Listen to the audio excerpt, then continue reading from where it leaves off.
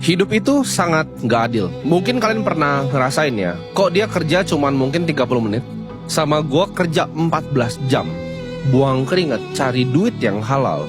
Kenapa gue cuma bisa dapetin duit 1/1000 dari dia yang cuma kerja 30 menit? Jawabannya kenapa? Karena hidup itu tidak adil. Semua di dunia ini itu gak ada yang sama dan gak ada yang adil. Dan kalian harus telan fakta itu. Dan sebenarnya hal seperti ini itu udah gue amati dari usia yang sangat muda. Jadi waktu awal gue pernah jualan, jadi gue pernah jualan sedotan dan gue jualannya keliling ya. Jadi gue hustle jualan sedotan keliling. Di situ gue pernah mikir, kenapa gue harus go door to door dan panas-panas di sini, sedangkan gue ngeliat ya di kafenya itu ada ownernya lagi nyantai di sana ya, enak, dingin, nggak usah capek-capek kayak gue, nggak usah ditolak-tolakin sama owner-owner kafe yang lain. Kenapa dia lebih enak hidupnya? Gue ngerasa di situ hidup itu nggak adil. Waktu itu juga gue masih anak kecil ya, relatif mental gue bukan kayak sekarang, dimana tiap kali gue ditolak, gue nyeles nih, gue ditolak, rasa hatinya nggak enak. Kenapa gue sadar rasa nggak enak ini? Sedangkan dia cuma santai-santai, orang lain bahkan dia punya karyawan yang bikinin kopi dan enak, kafenya rame. Gue udah pernah dari jualan keliling seperti tadi ya. Waktu gue jualan minyak rambut pun begitu gue ngimpor, begitu waktu sebelum besar ya. Jadi gue waktu itu nggak punya gudang dan gue simpen barang-barangnya itu di bawah kasur gue. Sampai di kamar-kamar gue, kamar gue itu nggak terlalu besar. Jadi kalau boxnya banyak, kalian bisa bayangin itu bau minyaknya kayak gimana ya. Jadi itu bau minyak rambut, bau Coca-Cola tepatnya. Gue masih ingat sampai sekarang karena itu Suavecito. Itu baunya Coca-Cola sampai gue nggak bisa tidur karena itu mungkin jadi bego kali gue waktu itu ya. Itu udah kayak ngelem itu baunya Coca-Cola.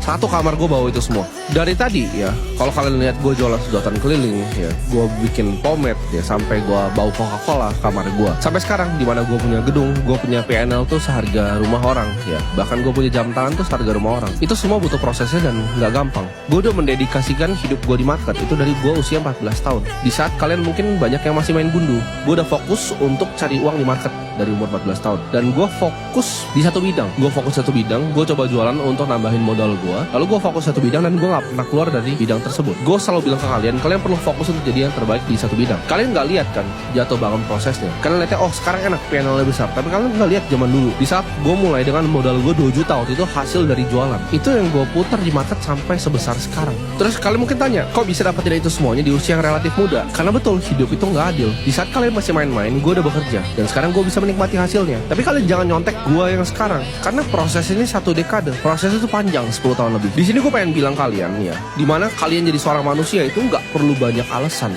Karena percuma ya, kalian mau alasan kayak gimana pun di hal yang kalian nggak bisa kontrol. Gue kasih contoh misalnya, ada yang sampai berantem sama temennya, berantem sama keluarganya. Karena apa? Karena pilpres. Gue kasih tahu ya, mau 1, 2, atau 3 yang menang, hidup kalian bakal begitu-begitu aja. Kalau lu nggak punya value hidup, lu akan tetap jadi gembel. Jadi nggak usah berantemin keluarga lu soal pilihan. Itu cuma polarisasi media. Kalian pikir kalian diketawain sama mereka? Mungkin mereka di belakang temenan, udah disetting. Oh ini bakal menang, nanti yang ini kalah putaran 1, dia kasih kursi, dia nego untuk dari partai-partainya dapat menteri. Ketawa-ketawa mereka di belakang dan kalian berantem sama keluarga kalian. Enggak, hidup lo akan tetap sama jadi gembel. Sama. Kalian ini komplainnya, wah, ntar mau demo ya kan, UMR kenapa nggak naik? Kenapa nggak lu naikin value lu? Ini gue akan bahas di belakang. Karena kalian harus hati-hati dengan mentalitas seperti ini. Kalian bisa stop pakai energi dari otak kalian untuk fokus di beberapa hal yang memang kita di dunia ini kita nggak bisa kontrol ya. Kalau lu dilahirin di keluarga lu yang misalnya miskin ya, dan lu bilang, oh karena gue miskin gue sedih ya, gue sedih, gue depresi, itu yang bikin lu justru jatuh ke lubang. Karena mulut itu, kata-kata itu kalian harus sangat hati-hati dengan kata-kata. Karena kata-kata apa yang kalian omongin keluar itu bisa jadi kejadian di dunia nyata. Ketika lu ngomong gue adalah orang yang depresi, lu bahkan datang lagi ke psikolog gitu kan, di sana dia konfirmasi lagi depresi lu, itu jadi kenyataan. Sedangkan ya, kalau kalian berusaha sekeras mungkin, kalian naikin derajat keluarga kalian, kalian keluarin keluarga kalian tuh dari lubang kemiskinan itu, gue yakin kalian gak mungkin depresi. Jadi kalian jangan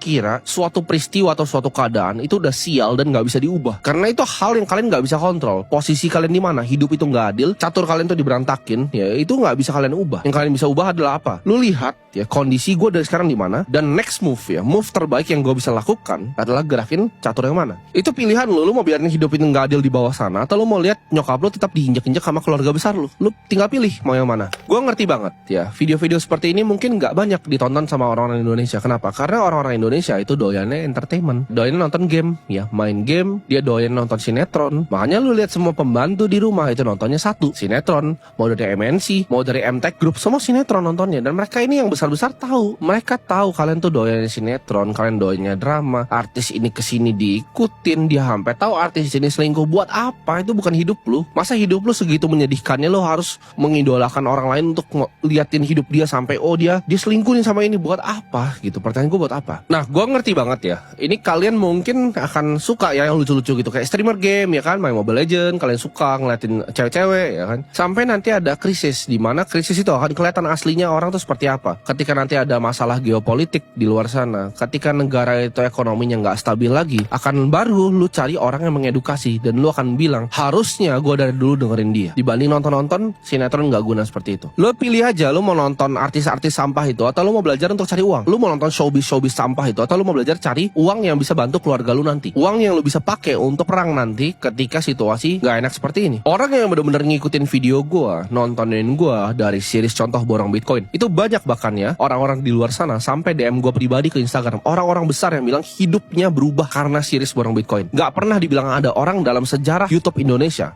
atau siapapun influencer melakukan hal seperti itu terbuka dan konsisten dilanjutkan terus-menerus setiap bulannya. Dan buktinya adalah teman-teman semua, mungkin kalian bisa rasa di sini ya, yang nonton gua, hidupnya beneran berubah. Ada yang bahkan bisa bikin pesantren, ada yang bisa biayain anaknya.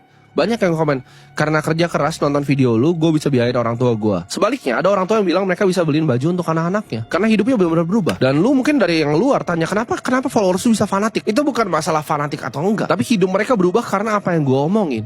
Karena gue bilang, mulut itu sangat berbahaya. Kalian dengerin mulut yang salah, kalian akan terjerumus ke tempat yang salah. Tapi di saat kalian melihat kebenaran, hidup kalian akan diterangkan. Gue sekarang tantang kalian cek siapa influencer di sini yang terbuka, yang berani tunjukin hasilnya. Jawabannya nggak ada. Karena semuanya itu cuma omong kosong. Kalau kalian dengerin orang yang omong kosong, hidup kalian juga akan jadi kosong. Semua itu cuma ibarat billboard ya, billboard di lampu merah pinggiran, yang kalau dibayar apa itu diganti. Tiap dibayar 20 juta dia ganti aplikasi, karena hidupnya memang cuma dari sana. Di sini gue mau bilang, lu gak usah jauh mikir panjang. Lu lihatlah beberapa bulan lalu, di Maret, di April, waktu kesannya satu Indonesia tuh benci sama gue ya kan. Semuanya wah, komentarnya hujatan sampai Instagram, TikTok, mau di YouTube, di semua platformnya dibilang, oh ini kopi. Tapi kalian lihat sekarang ya, mungkin waktu itu gue salah satu orang yang paling dibenci di Indonesia ya kan. Ada artis-artis gak laku itu ya, yang ngomongin gue segala macam. Sekarang kalian lihat, orang-orang yang sama yang dulu hujat gue, sekarang apa yang terjadi? Mereka akan pikir, ternyata benar juga yang dia omongin. Justru yang dulu benci gue itu sekarang jadi followers paling setia gue. Kalian bisa lihat sekarang di komentar gue, ada nggak yang negatif satupun? Jawabannya nggak ada. Mungkin dari yang paling dibenci sekarang yang paling disukai. Kenapa? Karena yang gue omongin adalah kebenaran. Kebenaran itu mungkin awalnya pahit. Ibarat kalau kalian minum obat gitu, obat itu nggak semuanya rasanya enak, tapi itu bisa menyembuhkan kalian. Lu pilih minum jamu yang pahit tapi bisa sembuhin lu, atau lu mau pilih minuman manis yang justru gula itu membunuh lu? Karena kebanyakan influencer Indonesia, apalagi yang di YouTube ya, semuanya fake. Mereka nggak berani keluarin karakter aslinya ke kamera. Kenapa? Karena mereka tahu orang Indonesia itu suka pemimpin ya yang palsu, ya, yang nggak jujur, yang palsu terhadap jati dirinya, terhadap jiwanya. Yang diomongin keluar itu bukanlah kebenaran, melainkan kebohongan. Di sini gue pengen kasih tahu pertanyaan yang mungkin kalian tanyain di kepala kalian selama nonton video ini. Lalu kenapa hidup itu bisa nggak adil? Gue akan kasih kalian gambaran sedikit gimana caranya para penguasa di dunia itu bisa nyampe ke konklusi ini ya. Karena harus bisa mikir apa yang mereka mikirin untuk tahu kenapa hidup itu nggak adil. Kalian anggap zaman dulu, zaman perbudakan dulu. Apa yang kalian amati zaman perbudakan dulu? Di saat orang itu tetap dikasih rumah, tetap dikasih punya anak, tetap dikasih roti, dan mereka disuruh kerja seumur hidupnya di sana.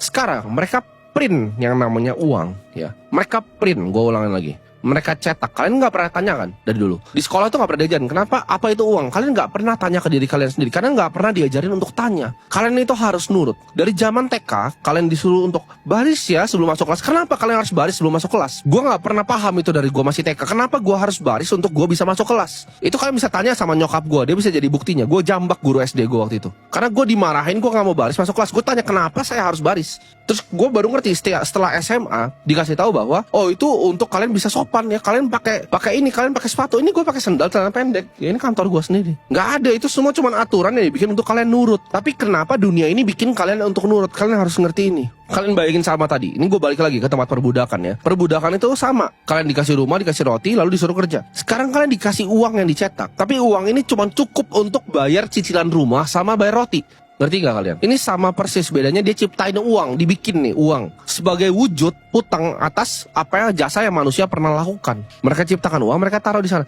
Nah sekarang lu pikir lebih dalam lagi, satu step lebih dalam lagi. Anggaplah lu adalah anak dari orang yang punya mesin cetak uang ini. Apa yang bisa bikin lu bahagia di dunia ini? Lu udah punya semuanya.